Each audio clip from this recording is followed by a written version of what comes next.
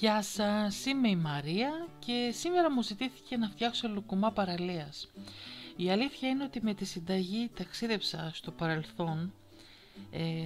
Θυμήθηκα τότε που μικρά όταν ήμασταν μας πηγαίνανε στη θάλασσα και μετά την πρώτη βουτιά όταν βγαίναμε θέλαμε τόσο πολύ να φάμε.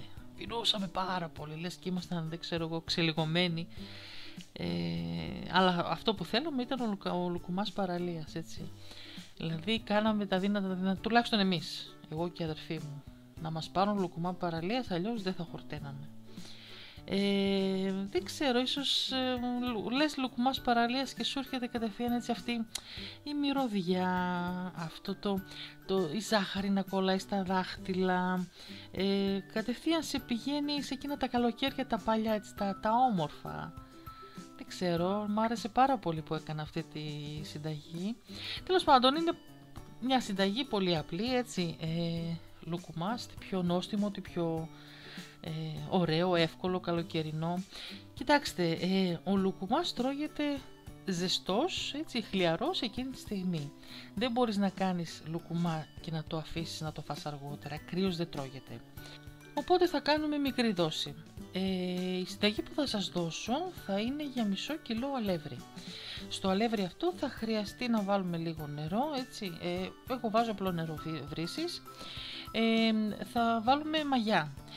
Κοιτάξτε, η αναλογία για μισό κιλό αλεύρι είναι 30 γραμμάρια μαγιάς, αλλά επειδή τώρα κάνει πολύ ζέστη, επειδή η ζύμη δεν έχει ούτε αυγά ούτε γάλα να κάνει βαρύ τη ζύμη, να μην μπορεί να φουσκώσει, εγώ θα βάλω για αυτή τη ζύμη, προσέξτε με καλά, θα βάλω μισό κύβο, ο οποίος είναι ας πούμε 15 γραμμάρια. Για εσάς που θα χρησιμοποιήσετε ξερή μαγιά θα βάλετε μισό φακελάκι. Μη μου πείτε ότι στο φακελάκι γράφει ότι είναι για μισό κιλό αλεύρι. Ναι, συμφωνώ, αλλά είναι για βαρύ αλεύρι. Για βαρύ ζυμάρι. Το ζυμάρι που θα κάνουμε είναι απλό. Νερό, αλεύρι, λίγο ζάχαρη, λίγο αλάτι και πολύ λίγο λάδι. Αυτό δεν έχει τίποτε άλλο, έχει και λίγο ξύδι, μια κουταλιά του γλυκού, που το ξύδι θα κάνει το εξωτερικό να είναι λίγο πιο τραγανό και το εσωτερικό να είναι μαλακό. Οπότε να το ξεκαθαρίσουμε αυτό, έτσι, πολύ περισσότερο που κάνει και ζέστη, και με τη ζέστη όπως είδατε που φούσκωσε τώρα ζύμη, φούσκωσε 30 λεπτά δεν περάσανε. Αλήθεια σας λέω, μην σας πω 20-25 λεπτά, γιατί από την πολύ τη ζέστη φουσκώνει πολύ πιο γρήγορα και δεν παιδευόμαστε, ούτε χρειάστηκε και πολύ να ζυμώσουμε κτλ. Γιατί τώρα με την πολύ τη ζέστη, ειδικά τώρα με αυτό το καύσιμο που περάσαμε, μέσα σε χρόνο 0 θα είναι έτοιμο. Λοιπόν, φούσκωσε μια φορά η ζύμη, τη βγάζουμε, βάζουμε λίγο αλεύρι στο πάγκο και τώρα εγώ χώρισα τη ζύμη αυτή όπως βλέπετε σε 10 μπαλάκια. Οι λουκουμάδες που έκανα εγώ δεν ήταν μεγάλοι, έτσι, σαν αυτός που πουλάνε στην παραλία, ήταν λίγο μικρότεροι. Αλλά αν εσείς θέλετε να κάνετε εκείνους τους μεγάλους, θα τα κόψετε σε 8 μπαλάκια, έτσι. Αλλά να ξέρετε ότι καλό είναι αυτό που θα τηγανίσετε, αυτό που θα φάτε, τόση ζύμη να κάνετε.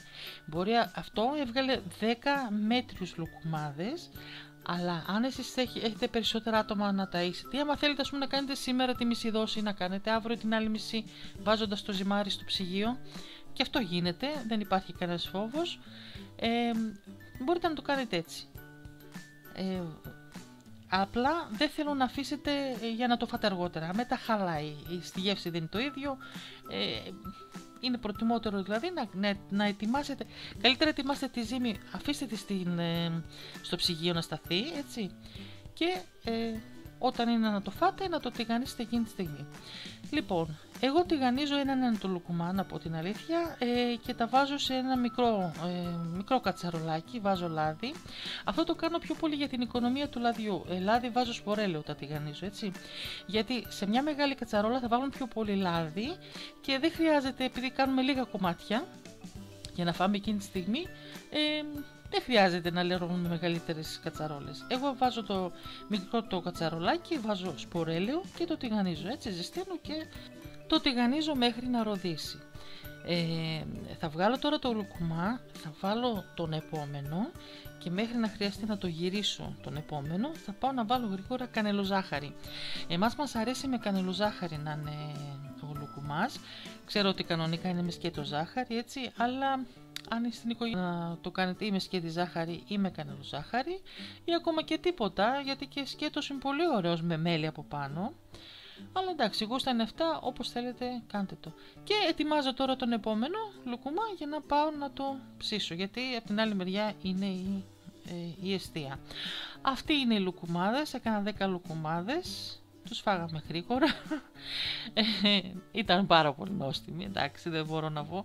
Με ταξίδεψε πάρα πολύ και η προετοιμασία, έτσι, και η γεύση μετά. Και εννοείται πως προσφέρουμε το λουκουμά σε χαρτί, έτσι, το θυμάστε, όταν μας το δίνανε ήταν σε χαρτί, σε λαδόκολλα. Αυτά για σήμερα. Ένας υπέροχος λουκουμάς, φτιάξτε το, δοκιμάστε το. Με κανελοζάχαρη ταιριάζει πάρα πολύ, είναι πάρα πολύ νόστιμο. Εδώ εγώ θα σας αφήσω, θα τα πούμε στο επόμενο βίντεο. Τη συνταγή θα τη δείτε στην περιγραφή κάτω από το βίντεο και στο πρώτο σχόλιο. Πλέον στο τέλος του βίντεο δεν θα βάζω συνταγή, έτσι, θα τα βρείτε όλα εκεί. Σας φιλώ γλυκά, τα λέμε.